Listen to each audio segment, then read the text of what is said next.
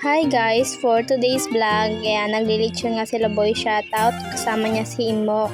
Ayan, kalalaki pa ng nililitsyon ni Imo, kayang-kaya niya.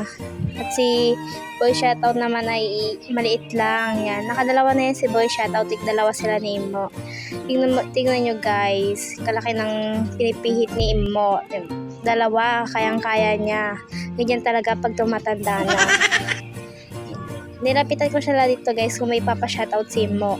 Wala daw. Sinabi ko yung bakit niya, wala naman daw siyang bakit. Teka. Yan. Kitang-kita nyo naman guys na kagaganda ng pagkalitsyon nila, diba? Yan. Yung ano guys, yung mahiwang yun is yung lobo na hindi naagapan putukin. Kasi nga lumulobo yan kapag nililitsyon guys. Sinamahan ko dito sa Julian guys na bumili ng pritong manok para sa ulamin namin sa pangtanghalian at wala nga kaming ulam. Naglalakad kami sa kainitan ng araw guys. Yan. At yan makikita mo naman na hintay siya ng hintay at madaming taong bumibili. Kasi nga dito guys sa bilihan ng manok is dinudumog talaga.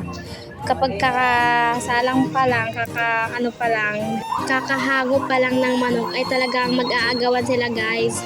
Pero hindi naman bumababa sa 5 ang mga binibili nila dito guys. Yan, kadami nga nilang binibili guys, pero mula lang 20 pesos. Yan guys, pauwi na kami na, naglalakad kami ulit sa kainitan. Malayo kasi yung pinagparadahan namin ng motor guys. At akala namin may nanguhuli. Yan, naglalakad kami guys. So, yan lang guys. Thank you for watching.